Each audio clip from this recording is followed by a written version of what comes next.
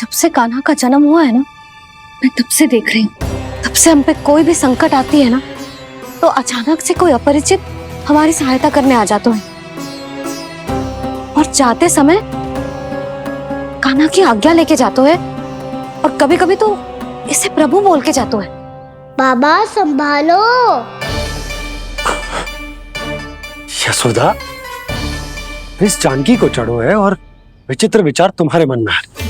अरे सब जानते हैं कि हमारा परिवार राजसी है, तुम्हें पता ना चलता होगा, पर हमारे कान्हा को सब राजकुमार ही समझते हैं देखकर, इसीलिए उसे सम्मान देने के लिए सब ऐसा ही करते हैं, और कोई बात ना है।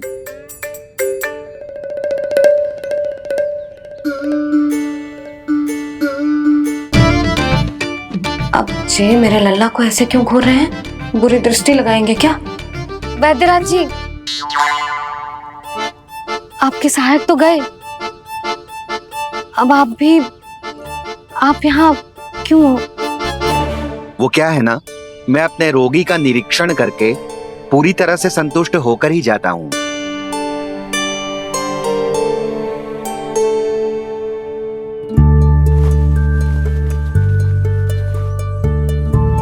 हाँ, संकेत तो अच्छे हैं, कल सुबह तक बिल्कुल ठीक हो जाएगी। धन्यवाद वैद्य जी।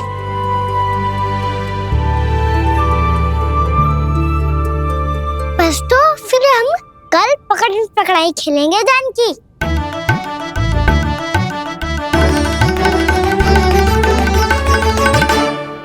भानु, बंसी, जाकर उस क्षेत्र के चारों ओर बाड़ बनवा दो और वहां सूचना पट्ट भी लगा देना, ताकि जानकी के साथ जो हुआ है वो किसी और के साथ ना हो। शीघ्र जाओ। जी ठीक है।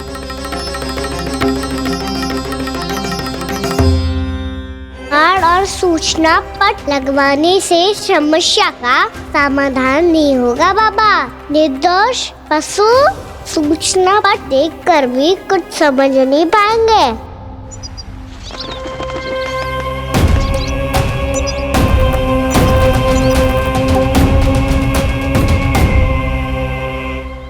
तो तुम्हारे कहने का अर्थ यह है कि व्योमासुर मारा जा चुका है और वो बालक अब भी जीवित है।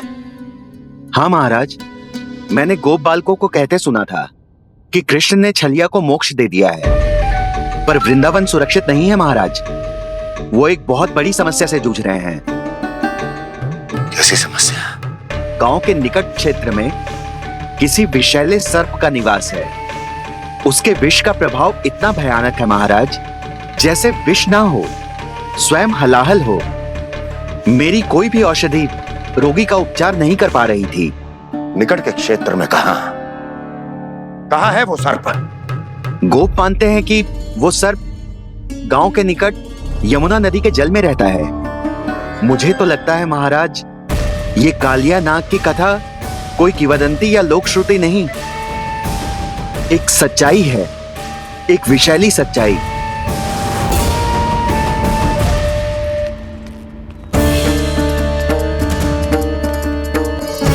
कालिया का सामना करने का समय आ गया है, पर उससे पहले मुझे बुलाना होगा उन्हें।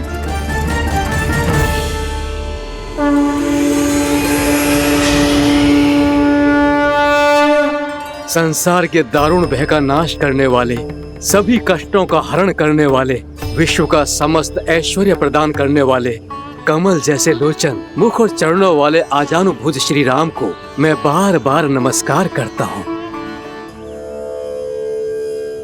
आपदामपहर्तारम दातारम सर्व संपदाम लोकाभिरामम श्री रामम भूयो भूयो नमाम्यहम्। कागभूषोंडी कागभूषोंडी कागभूषोंडी। प्रभु क्षमा करें, मुझे जाना होगा।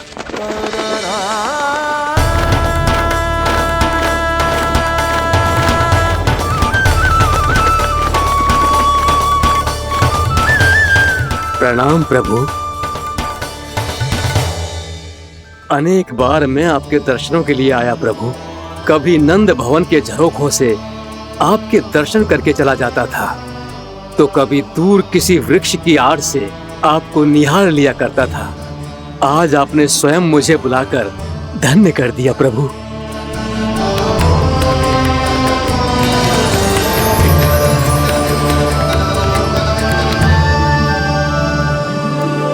मैंने आपको यहाँ एक विशेष कारण से बुलाया है।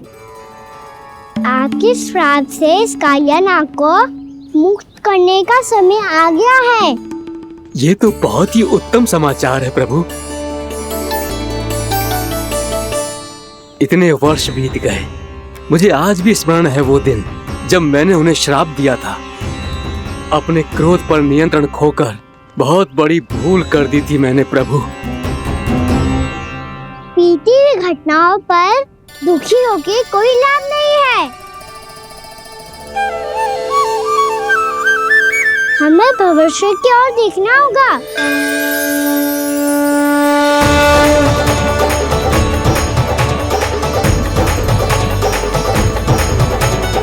आदेश कीजिए प्रभु, क्या आज्ञा है आपकी? जब मैं कालिया नाग का सामना करने जाऊं, तो आप यहीं रहिएगा। आपको अपने आप पता चल जाएगा कि कब क्या करना है। और हाँ, लौटते जाते समय नारद मुनि से कहिएगा, वो आकर मुझसे भेंट करे।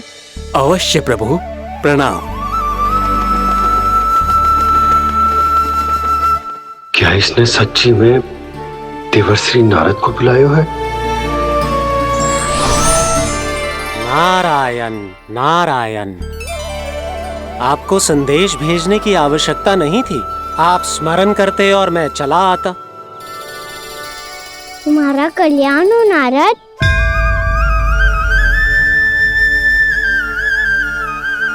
मैंने तुम्हें एक विशेष कार्य के लिए बुलाया है। आज्ञा दीजिए प्रभु। तुम्हें एक बार फिर कंस से भेंट करनी होगी। विचार कीजिए महाराज, क्या आप बिना किसी शंका के कह सकते हैं कि कौन सी पंखुड़ी पहली है और कौन सी आठवीं? उस दुष्ट से भेंट करना स्वयं कीचड़ में उतरने के समान है प्रभु।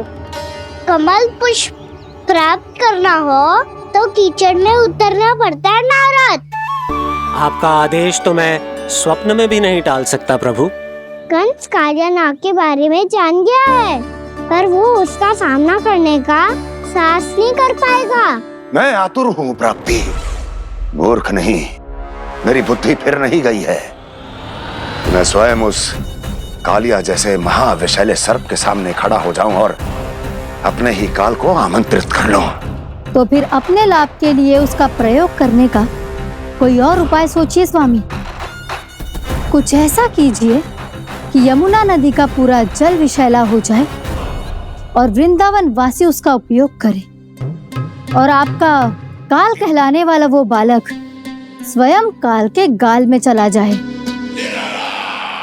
उत्तम उत्तम सुझाव है प्राप्ति। अब मुझे उस कालिया तक पहुंचने का मार्ग ढूंढना होगा। उसको विवश करने का कोई उपाय ढूंढना होगा, क्योंकि व्यक्तिगत रूप से उससे भेंट करना असंभव है। असंभव। आप सही कह रहे हैं प्रभु। कंस में उतना सामर्थ्य नहीं कि वो कालिया नाग का सामना स्वयं कर सके।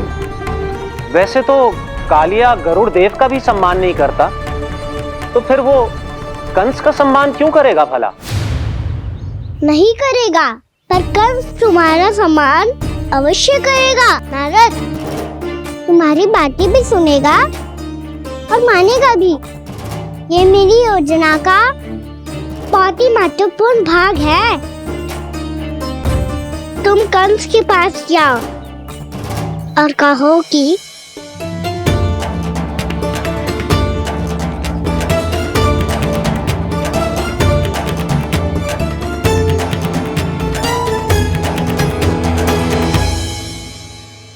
संतान अपने माता पिता को तीर्थ का सौभाग्य दिलाती, और मेरा लल्ला कितना महान कि उसने हमारे घर को ही तीर्थ बना दिया।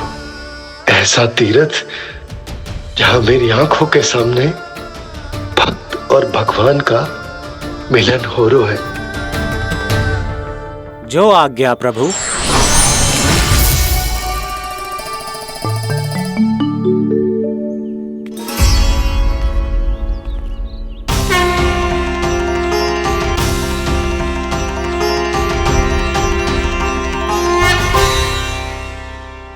बाबा।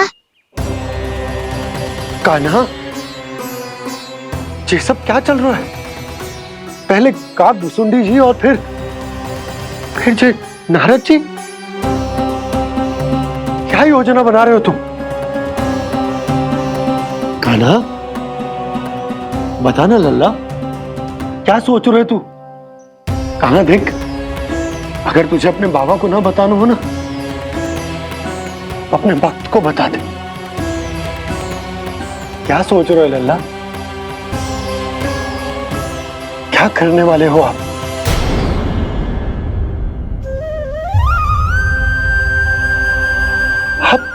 आप इतने दुखी क्यों हो? कान्हा, कान्हा, क्या होगा? क्योंकि मुझे आभास हो गया है बाबा, समय आने वाला है। कौन सा समय आने वाला है लल्ला? शीघ्र ही सब कुछ बदलने वाला है। भैया को मेरा सत्य पता चल जाएगा बाबा।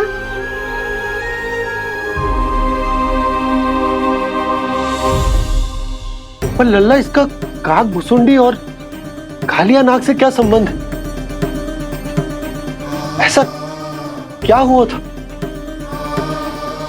और क्या होने वाला है?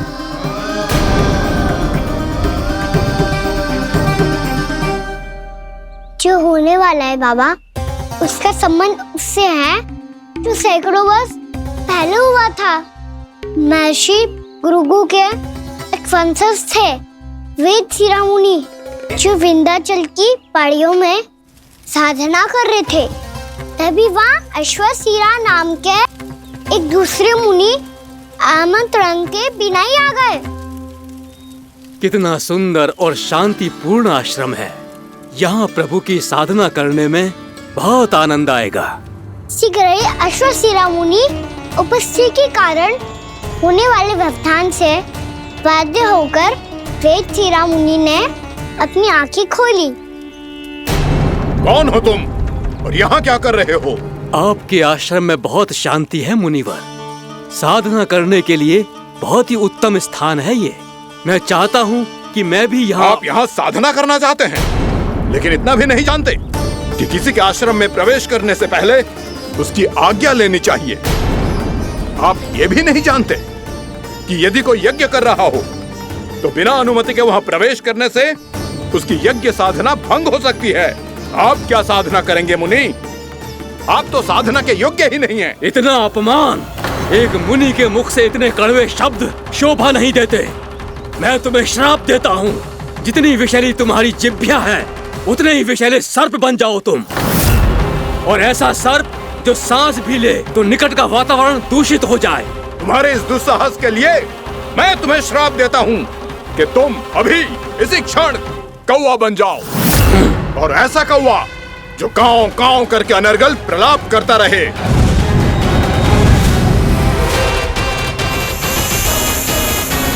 ये मैंने क्या किया? ये मैंने क्या किया? क्रोध के कारण दोनों ने एक दूसरे को श्राप दे दिया। पर दोनों ही मेरे भक्त थे, और भगवान होकर मैं अपने भक्तों को इतनी कठिनाई में कैसे देख सकता था। इसीलिए जिस संकट में उन दोनों ने अपने आप को फंसा लिया था, उसका समाधान करने में मैं उनके पास गया।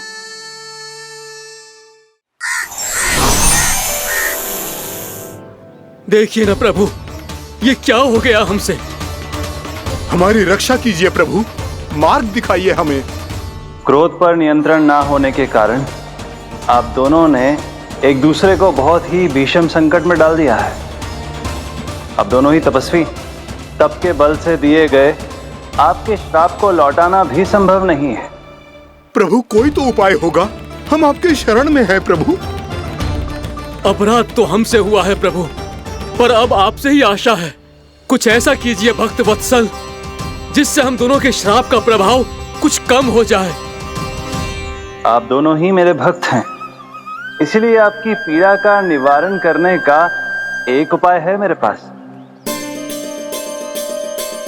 वेदशिरा मुनि, जब आप कालिया नाग बनेंगे तो आपको मेरे चरणों को अपने शीश पर धारण करने का सौभाग्य मिलेगा। और अष्ट शिरोमुनि, आप काग योनि होने के बाद भी आप श्रेष्ठतम ज्ञान और सर्वाधिक यौगिक सिद्धियों के स्वामी होंगे और प्रवचन दिया करेंगे। इसके बाद अश्वशिरा मुनि काक भुसुंडी बन गए, जिन्होंने आगे चलकर सेम गरुड़ देव को रामायण सुनाई। और मुनि वेदशिरा, महर्षि कश्यप और देवी कत्रियों के पुत्र कालियानाग बनकर जल में, और अब वही कालियानाग जमराज में, जिनके कारण जानकी के प्राण लगभग चले ही गए थे। अब कालियानाग को उचित स्थान पर भेजने का समय आ गया है बाबा। पर ये तो अच्छी बात है कान्हा, वेदशिरा मुनि को दिया हुआ तुम्हारा वचन भी पूरा हो जाएगा, जमुना जी की शुद्धि भी हो जाएगी। इस सब के बाद भी तुम दुखी क्यों हो? क्योंकि इसके बाद मैया के सामने मेरा रहस्य खुल जाएगा बाबा। उन्हें पता चल जाएगा कि उनका बालक कोई साधारण बालक ना है। भविष्य में जो होने वाला है उसे सबके सामने घटने से रोकना मेरे लिए भी संभव ना होगा। मैया को सब पता चल जाएगा। क्या पता चल जाएगा रे मुझे?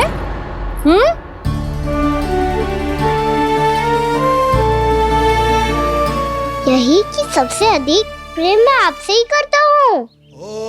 अब बस भी कर, चलो भोजन के लिए बुलाने आई थी तुम दोनों को। भूखा थोड़े ना रहने दूंगी अपने लल्ला को, मेरा लल्ला दुर्बल हो जाएगा ना। आप खिलाओगे तो ही खाऊंगा। हाँ ठीक है, मैं ही खिलाऊंगी। अब चल, आओ जी चल।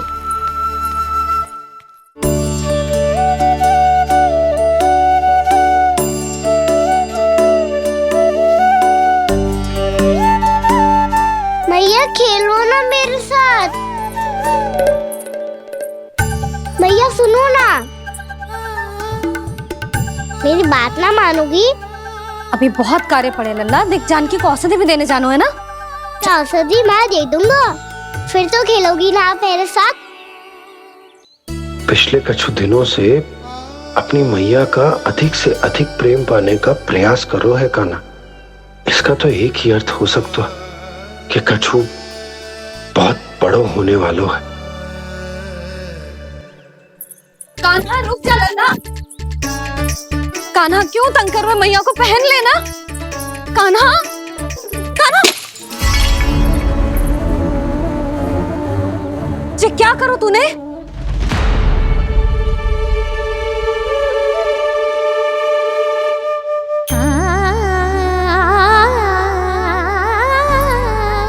अच्छा ठीक है, अब मुंह लटकाने की आवश्यकता ना है। ये ले।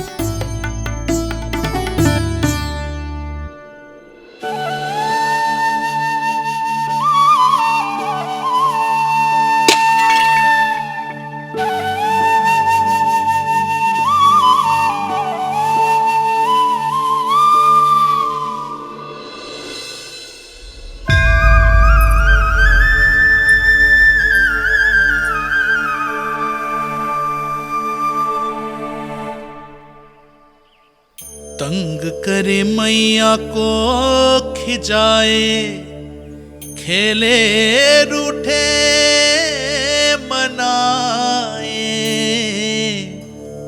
लीला अनोखी करके शरारत, कान्हा दंड भी पाए।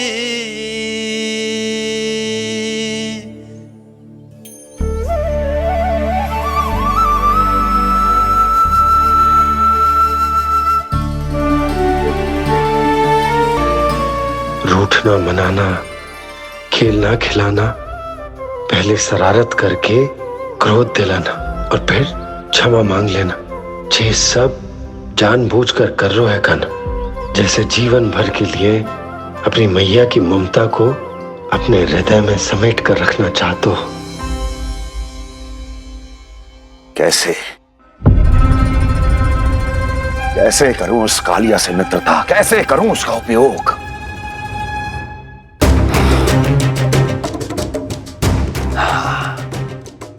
उस पर आक्रमण कर देता हूं और उसे किसी ना किसी तरह से यह विश्वास दिला देता हूं कि यह आक्रमण उस विष्णु अवतार ने किया है। फिर वो क्रोध में आकर सारे वृंदावन वासियों को अपने विष से समाप्त कर देगा। उचित है, ये उचित है। नारायण हरि, नारायण हरि।